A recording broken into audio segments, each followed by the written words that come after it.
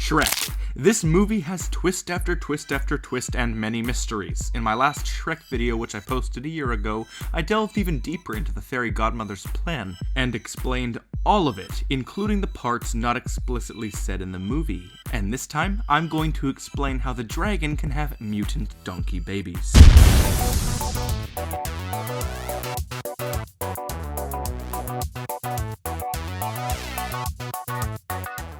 I'm the Theorizer, and I'm going to call these things donkagons. I know that everyone else seems to call them Dronkeys, but I think donkagons sounds way cooler. And before we start, remember, this is just my theory as to how all of this works. I don't know if this is obvious or if others have considered it, but it's just for fun, and I feel like I should explain it for those who don't know. Besides, I love making Shrek videos. Alright, I'm ready. Let's Shrek-splain these atrocities. So it's no secret that donkagons are impossible. They are hideous abominations to nature, and no donkey can breed with a dragon. I mean, how in the name of Donald Trump would that work? Honestly, I don't even want to explain the traumatizing procedure, dare I say trek, that this noble steed would need to venture on to accomplish this. Oh my god, I just barfed. My point is, donkagons are paranormal little freaks of nature. They don't happen. Not even in the logic of something as redunculous as Shrek. Unless they are aided by something, of course, that is not natural. Something supernatural. So what do we know in these movies to be supernatural? Well, the magic, of course. And as Puss in Boots says, the Fairy Godmother is the largest supplier of hexes, potions, and magic in the whole kingdom. So does this somehow root back to the Fairy Godmother? Well, it isn't like this part pixie pain in the pants ever even met Dragon. At least not directly. Well, I suppose there was the fact that she created the dragon to guard Fiona's tower, but I'm referring to after that. She never cared to help Donkey and the dragon. Why would she do anything to help them achieve their happily little quaint mutant family? And so, I reprised that last line I made. It wasn't directly. The Fairy Godmother's happily ever after potion was stolen from her cottage by Shrek and his bumbling buffoons. When Shrek drank from it, he and Fiona shifted into humans. It also changed various other things rather than just their bodies. See how when Shrek transforms back into an ogre, his clothes change back with him. Initially, when he became human, they never did that. His clothes just stayed the same, as they didn't really need to change. But basically from this, we know that it isn't just their bodies that change. It's everything that pulls together their happily ever after. That's how the potion literally works. Notice how Donkey and Shrek change forms at the exact same time, despite the fact that Donkey drank the potion slightly earlier than Shrek. Also, notice how Donkey turns back into a donkey at the exact same time. And this can only mean one thing. The potion he drank was not responsible for his transformation into a horse. It was Shrek and Fiona's potion that changed him. The fact that it changes him at both the same times as Shrek, and that we already know that other things change with this potion, proves in every way that Donkey was turned into a stallion because of Shrek and Fiona's drinking, not because of the one he drank. And why did he change? Because in their happily ever after, they constantly call him their noble steed. So, based off of this incredibly powerful potion, he was altered into exactly that. A noble steed. I mean, if he drank the potion himself, why would he turn into a noble steed? It just doesn't make sense, but here, with this explanation, it does, and it fits in pretty much every way. But I suppose you could argue that they all simply changed at midnight and then had like 24 hours of lasting effect, but that was never a rule or law it had, and the chance of that happening is never stated as likely or probable. Besides, even if it were likely, it wouldn't really matter when you consider the noble steed fact, and also what I'm about to say. And what does this all mean? How am I tying this all to the donkagons? Well, right after Donkey drank the potion, Shrek said that it probably wouldn't work on donkeys. Yet, it would work on an ogre? Why would it be fit for an ogre and not a donkey? aren't they both animals? So we know that it would still likely work on a donkey anyway, since it works on Shrek, but I'm guessing it's directly intended for humans only. And so, this arises the question, what would result from Donkey drinking it? Most viewers of the movie didn't second guess it, and those who did assumed that the dragon either became a stallion like Donkey, or more likely, a larger, shinier, more powerful dragon. And while both of those are good, it doesn't explain the fact that Donkey only became a horse because of Shrek drinking the potion. So what really happened when Donkey drank it? Dun dun dun dun dun dun dun dun! Donkagons. These little mutant freaks of nature are the result of Donkey drinking the happily ever after potion. What does it promise? Divine beauty, happiness, and comfort. Does it say that this beauty must be physical? No. No, it does not. Is happiness limited to ogres becoming humans? No, of course it's not.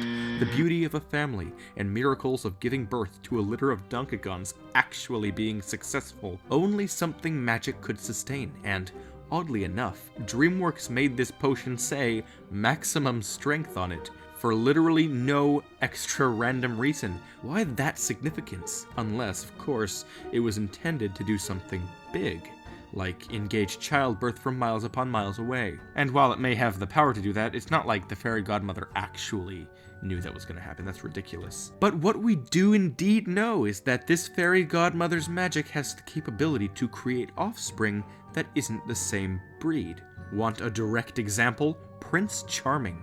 A fairy has a human son. Bizarre? Certainly.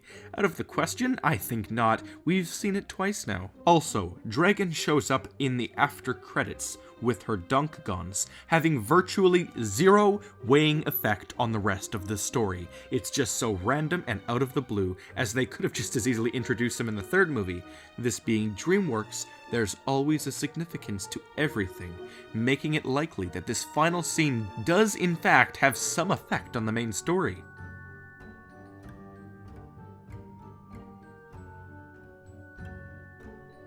Making it likely that this final scene does in fact have some effect on the main story. And what would that possibly be? Oh, right, happily ever after potion. Sorry, this is just me quickly butting in while editing, and I want you to notice something. Notice how when they're all transforming back, it's only Shrek and Fiona who are really glowing. Donkey just glows a little bit. This shows how it is all revolving around them, and that him turning into a steed is due to Shrek drinking it. I mean, they begin to flash out uncontrollably, while Donkey kind of just glows a little and shapeshifts. And one more point I have. Donkey fell asleep a few seconds before Shrek. This is because Donkey drank the potion a few seconds before Shrek, and was affected slightly before, but then they both transformed at the same time when Shrek fell asleep. I repeat, it is Shrek's drinking of the potion that turned Donkey. But there's one unfortunate blockage in this theory that will be hard to work around. Shrek and Fiona needed to kiss before midnight if they wanted to stay in their new forms. This is the only flaw in my Donkagon happily ever after theory. Donkey and the dragon never kissed before midnight, as she was likely back in the swamp, but she does return at the very end. So how exactly does this potion work then? We have a bucket full of evidence and a supernatural answer to a supernatural problem, but this midnight kiss rejects everything. So let's try and work around this little barricade. This potion doesn't have many rules, but the big rule is to kiss your true love by midnight and make its effects permanent. But here's the thing. Donkagons are literally born creatures. They cannot just fly back into the womb and be unborn. And disappearing into thin air isn't really a standard option either. So that's one kind of sort of reason. But then I also realized that Donkey was affected by the potion when Shrek took it, and he was also affected by his own drinking of it. So could Shrek and Fiona's undoing of the potion have somehow affected donkeys?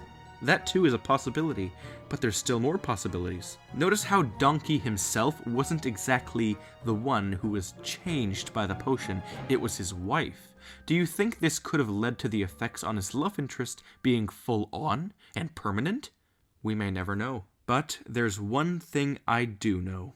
If there's anything that the Shrek universe has taught me, it's that there's always a way to work around the laws of magic. See Rumpelstiltskin in the fourth movie. All of his contracts have a way to get out of them, but there are also other reasons why Donkey didn't need to kiss. And I have another option as to why it could have worked still. Another option is that maybe Shrek was right, and it works differently on donkeys. All of the evidence is here, and there are many different ways for Donkey and the Dragon to work around these rules, without even knowing it. So, I'm going to leave you with that. Shrek and Fiona's potion losing effect was sent through Donkey and Dragon. Or, donkagons can not be unborn. Or, Donkey's lack of apparent effects of the potion he drank led to dragons being amplified and permanent. Or, it just works differently on donkeys. Either way though, this theory has value to it, and there's always a way to work around things like the potion's rules, especially when you are a donkey and a dragon. Also, and here's the big one, which I think is the correct answer. Notice how the one final warning on the potion is that it's not intended for those who are hyperactive or nervous, and this is likely for comedic effect of parodying medications, but regardless, Donkey shows to be quite hyperactive, and Shrek looks at him, worried. So is that the official workaround? Does Donkey only partially qualify, thus breaking the rules? I think that fits, as, well, this is surprisingly random, and Shrek and Puss look at Donkey as he's acting all hyperactive. Such a weird thing to include out of comedy. DreamWorks. So that's most of what I've got for now. But I do know this. I am not done with this theory. I will try to return to it when I get a successful conclusion on how this potion's rules really work. I will decide on an answer. It has to be one of those 5 reasons, but most likely, the last one. Donkey breaking the warnings can result in altered outcomes, or maybe it's a good mix of all of them. Either way, until next time, I am the Theorizer, and I thought this theory was a really fun one to come up with and share with you guys.